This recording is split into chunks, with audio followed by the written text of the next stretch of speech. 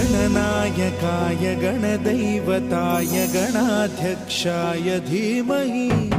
गुणशरीराय गुणमण्डिताय गुणेशानाय धीमहि गुणातीताय गुणाधीशाय गुणप्रविष्टाय धीमहि एकदन्ताय वक्रतुण्डाय गौरीतनयाय धीमहि